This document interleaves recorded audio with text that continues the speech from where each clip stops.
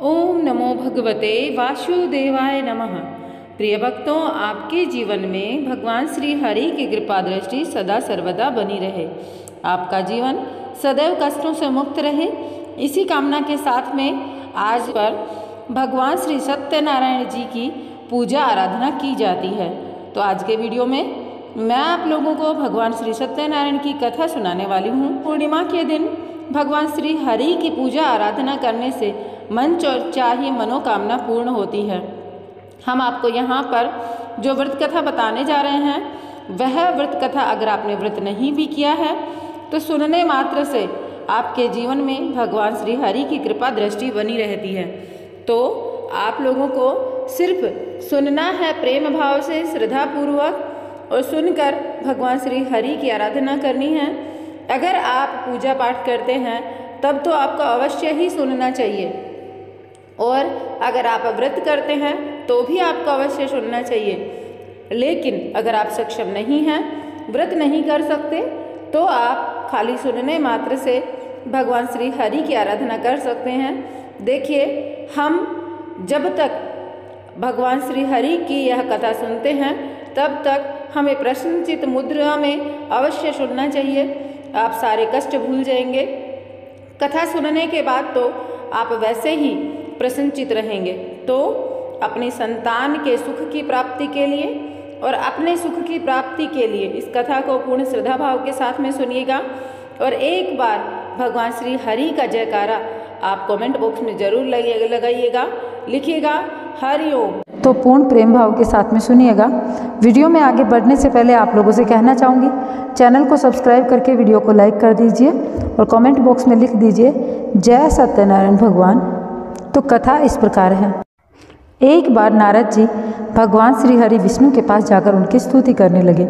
यह देख श्री हरि विष्णु नारद जी से बोले, हे भक्त, किस प्रयोजन से आप यहाँ आए हैं तथा आपके मन में क्या है, मुझे बताइए। नारद मुनि बोले, प्रभु, मृत्युलोक में अपने अपने पाप कर्मों द्वारा विभिन्न योनियों में जन्म लेने वाले सभी जीव जंतु, इंसान सभी किसी न किसी प्रकार के दुख व शारीरिक मानसिक पीड़ा से ग्रस्त हैं। भगवान, इन सभी कष्टों और दुखों से मुक्ति पाने का कोई सरल उपाय बताइए, मैं सुनना चाहता हूँ। श्री हरि विष्णु भगवान ने कहा, हे वत्स, संसार के भले के लिए आपने बहुत अच्छी बात कही है, इसलिए मैं आपको इसका उपाय बताऊंगा। इस व्रत को करने से व्यक्ति मोह माया से मुक्ति पा सकता है। इसे सुनिए। भगवान सत्यनारायण का स्वर्ग और मृत्युलोक में एक महान पुण्यप्रद व्रत है। आपके स्नेह के कारण मैं इसे कह रहा हूँ। विधि विधान से भगवान सत्यनारायण व्रत करके मनुष्य शीघ्र ही सुख समृद्धि प्राप्त कर मृत्यु के बाद में परलोक में मोक्ष प्राप्त कर सकता है। भगवान विष्णु की बातें सुनकर नारद मुनि बोले, प्रभु, इस व्रत को करने का क्या फल मिलता है, इसका विधान क्या है तथा इस व्रत को सर्वप्रथम किसने किया, सब विस्तार पूर्वक मेरी सुनने की इच्छा है। श्री हरि विष्णु ने कहा, यह सत्यनारायण व्रत दुख, शारीरिक मानसिक पीड़ा, शोक आदि का शमन करने वाला है। वह धन धान्य की वृद्धि करता है, सौभाग्य अखंड करता है और संतान प्राप्ति के लिए किया जाता है। भक्ति और श्रद्धा से बंधु बांधवों के साथ में धर्म में तत्पर होकर सायकाल के समय भगवान सत्यनारायण जी की पूजा आराधना करें। नैवेद्य में उत्तम कोटि के भोज्य पदार्थ सवाया मात्रा में अर्पित करना चाहिए तथा भोग का प्रसाद बनाने के लिए केले का फल, घी, दूध, साठी गेहूँ, चावल का आटा, शक्कर या गुड़ लेकर इन सभी को एकत्रित करके सवाया मात्रा में भगवान का भोग लगाना चाहिए तथा पूजा के बाद सब लोगों में बांटना चाहिए। सत्यनारायण भगवान की कथा सुनने के बाद सामर्थ्य अनुसार ब्राह्मणों को दक्षिणा देनी चाहिए और बंधु बांधव व ब्राह्मणों को भोजन कराना चाहिए। कलयुग में यह सबसे छोटा उपाय है। श्री सूत जी बोले, दूसरा अध्याय मैं सुना रही हूँ, सुनिएगा। श्री सूत जी बोले, हे द्विजो, अब मैं पुनः पूर्व काल में जिसने सत्यनारायण व्रत को किया उसे भली भांति विस्तार पूर्वक कहूँगा। रमणीय काशी नामक नगर में कोई अत्यंत निर्धन ब्राह्मण रहता था। भूख और प्यास से व्याकुल होकर वह प्रतिदिन पृथ्वी पर भटकता रहता था। ब्राह्मण भगवान ने उस दुखी ब्राह्मण को देखकर ब्राह्मण का रूप धारण करके उस द्विज से आदरपूर्वक पूछा, हे विप्र, प्रतिदिन अत्यंत दुखी होकर तुम किस लिए पृथ्वी पर भ्रमण करते रहते हो? हे द्विज श्रेष्ठ, यह सब बताओ, मैं सुनना चाहता हूँ। ब्राह्मण बोला, प्रभो, मैं अत्यंत दरिद्र ब्राह्मण हूँ और भिक्षा के लिए पृथ्वी पर घूमा करता हूँ। यदि मेरी इस दरिद्रता को दूर करने का कोई उपाय जानते हो तो कृपा पूर्वक बताएं। वृद्ध ब्राह्मण बोला, हे ब्राह्मण देव, सत्यनारायण भगवान विष्णु अभिष्ट फल देने वाले हैं। हे विप्र, तुम उनका व्रत करो, जिसके करने से मनुष्य सभी दुखों से मुक्त हो जाता है। व्रत के विधान को भी ब्राह्मण ने यत्नपूर्वक कहकर वृद्ध ब्राह्मण रूपधारी भगवान विष्णु वहीं अंतर्धान हो गए।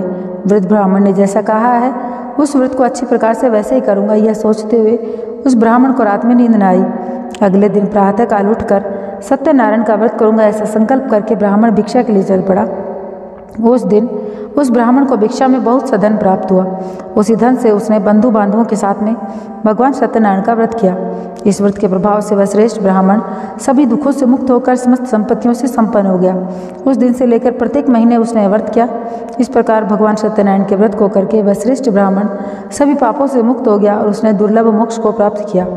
हे विप्र, पृथ्वी पर जब भी कोई मनुष्य श्री सत्यनारायण जी का व्रत करेगा उसी समय उसके समस्त कष्ट नष्ट हो जाएंगे। हे ब्राह्मणों, इस प्रकार भगवान नारायण ने महात्मा नारद जी से जो कुछ कहा मैंने वह सब आप लोगों से कह दिया।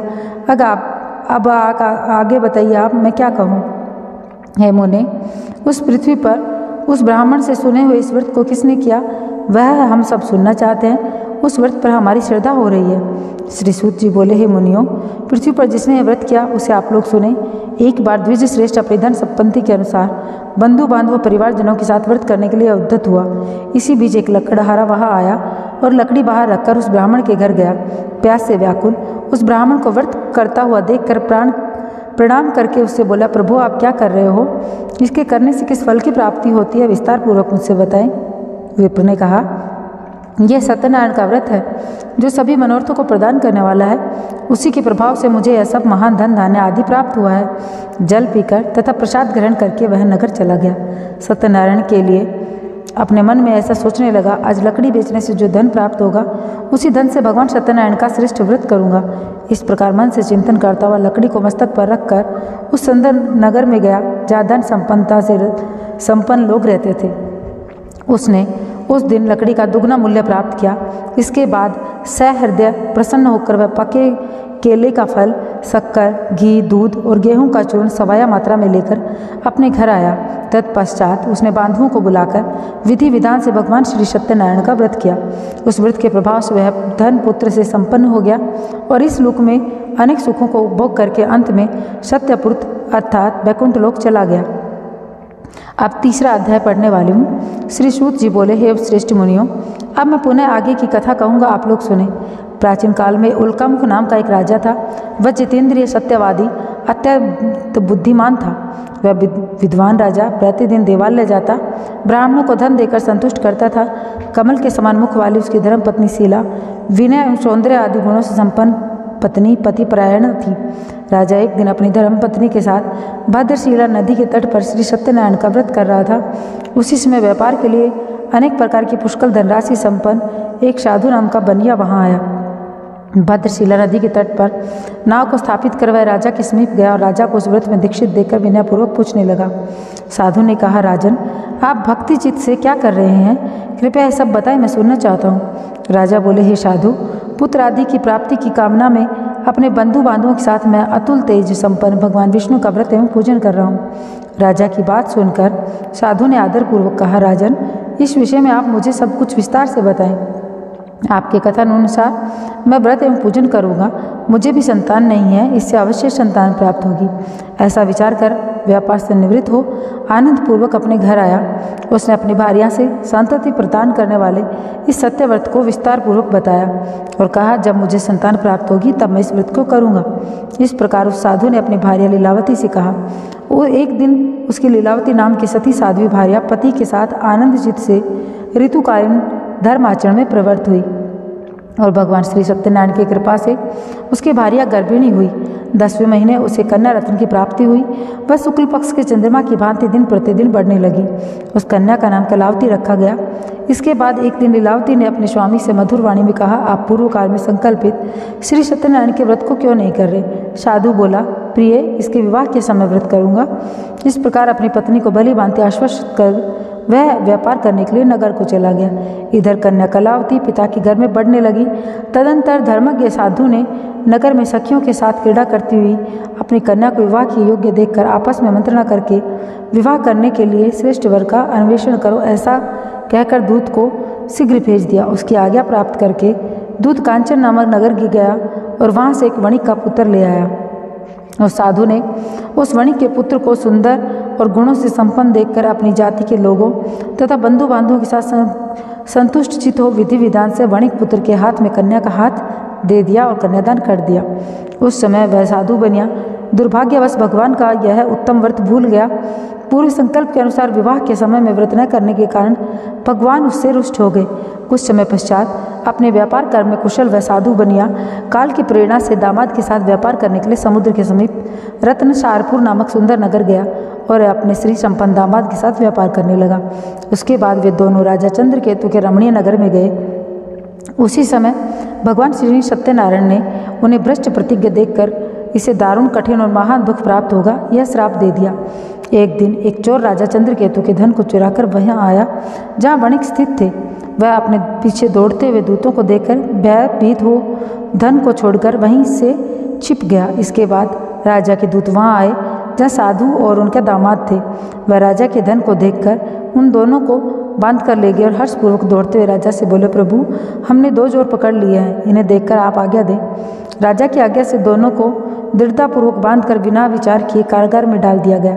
भगवान सत्यदेव की माया से उन दोनों की बात किसी ने न सुनी और राजा चंद्रकेतु ने उन दोनों का धन भी छीन लिया। भगवान के श्राप से वणिक के घर में उसकी भार्या भी अत्यंत दुखी हो गई। उनके घर में सारा का सारा जो धन था वह चोर ने चुरा लिया। लीलावती शारीरिक तथा मानसिक पीड़ाओं से युक्त भूख और प्यास से व्याकुल होने लगी और अन्न और धन की चिंता में भटकने लगी। कलावती कन्या के भोजन के लिए इधर उधर प्रतिदिन घूमने लगी। एक दिन भूख से पीड़ित कलावती एक ब्राह्मण गई। वहाँ जाकर उसने श्री सत्यनारायण के व्रत के पूजन को देखा। वहाँ बैठकर उसने कथा सुनी और वरदान मांगा। उसके बाद प्रसाद ग्रहण करके वह कुछ रात होने पर घर आई। माता ने कलावती कन्या से प्रेम पूर्वक पूछा, पुत्री रात में कहाँ रुक गई थी? तुम्हारे मन में क्या है? कलावती कन्या ने तुरंत माता से कहा, माँ मैंने एक ब्राह्मण के घर में मनोरथ प्रदान करने वाला व्रत देखा है।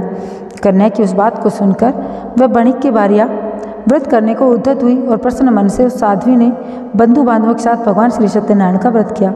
इस प्रकार प्रार्थना की, भगवान आप हमारे पति एवं जामाता के अपराध को क्षमा करें, वे दोनों शीघ्र अपने घर आ जाएं। इस व्रत से भगवान सत्यनारायण पुनः संतुष्ट हो जाएं तथा उन्होंने नृपश्रेष्ठ चंद्रकेतु को स्वप्न दिखाया।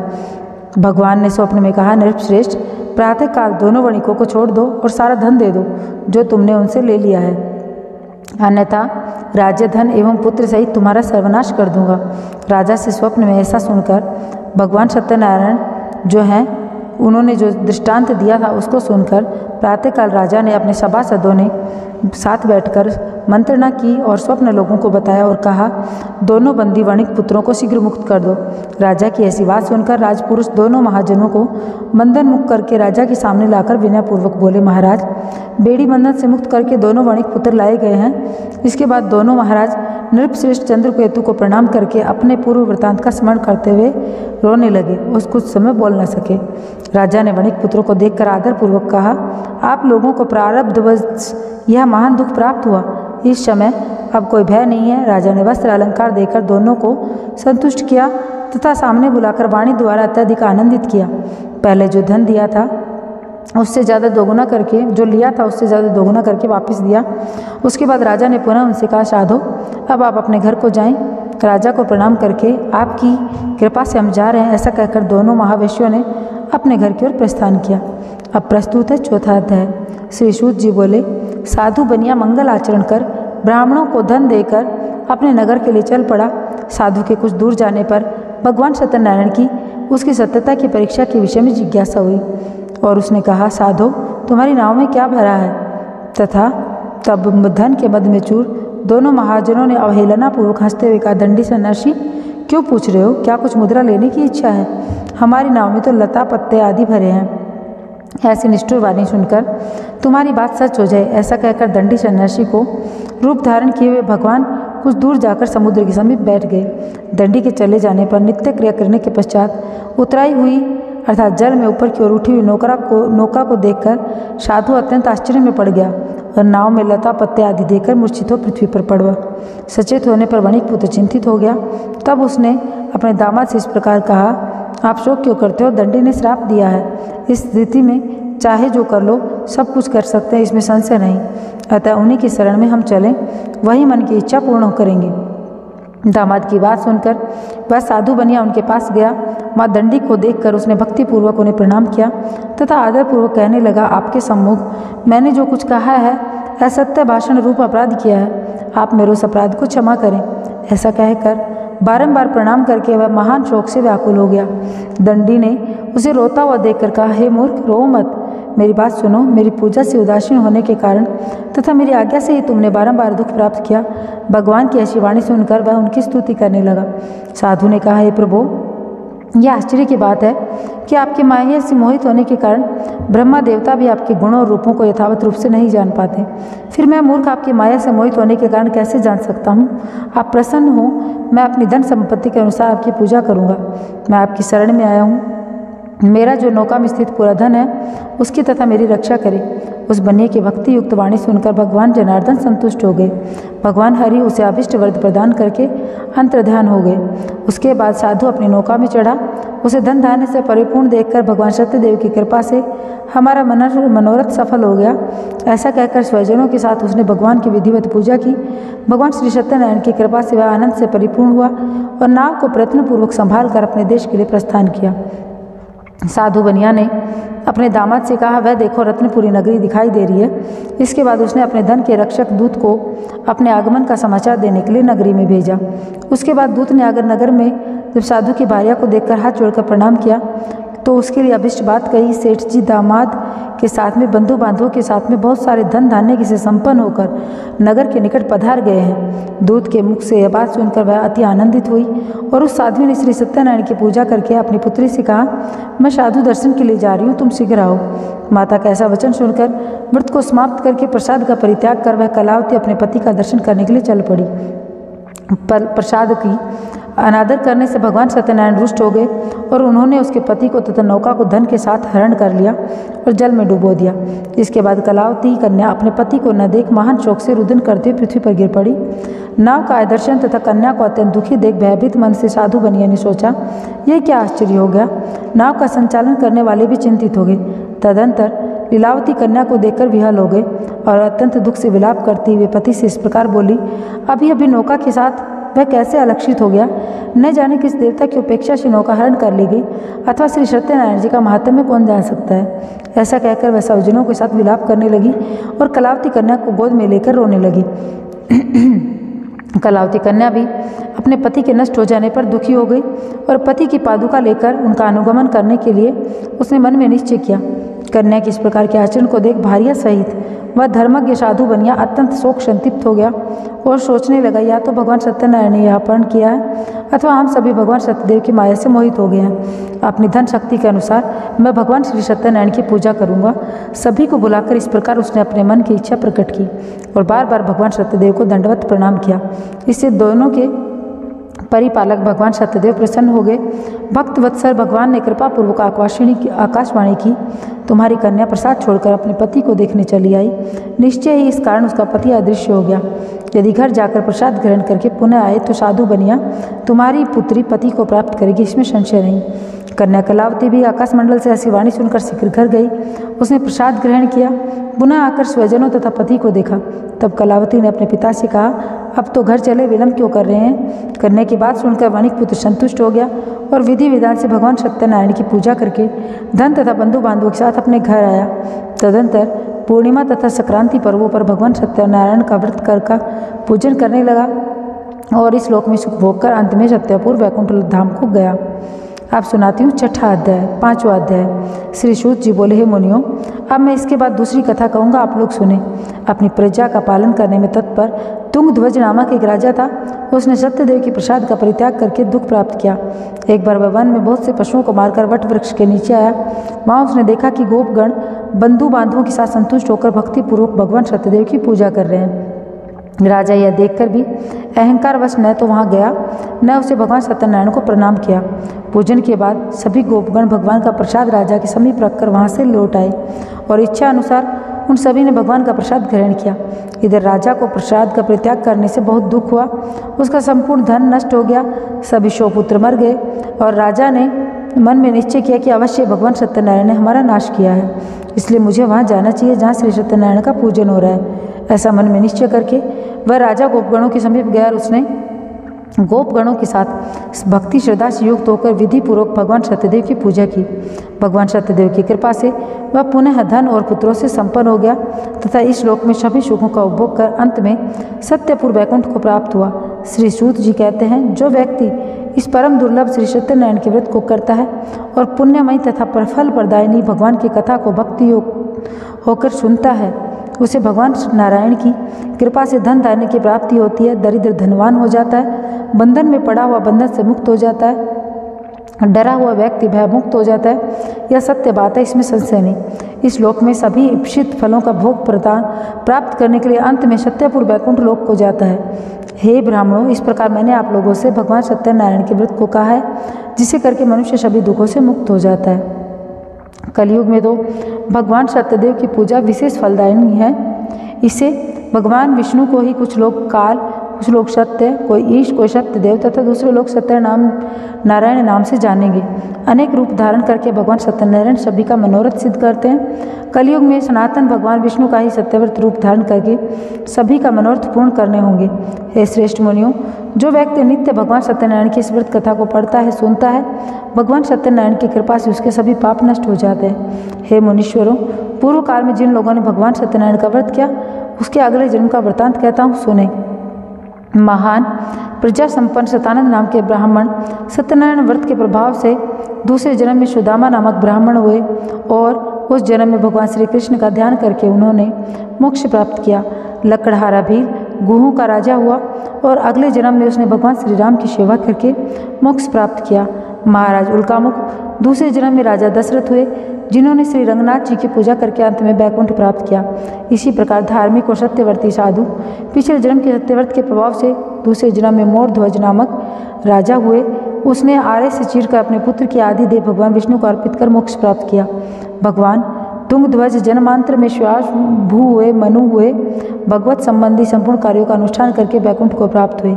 जो गोपगण थे वे जन्म जन्मांतर के वज्रमंडल में निवास करने वाले गोप हुए और सभी राक्षसों का संहार करने वाले, उन्होंने भी भगवान का शाश्वत धाम गोलोक प्राप्त किया।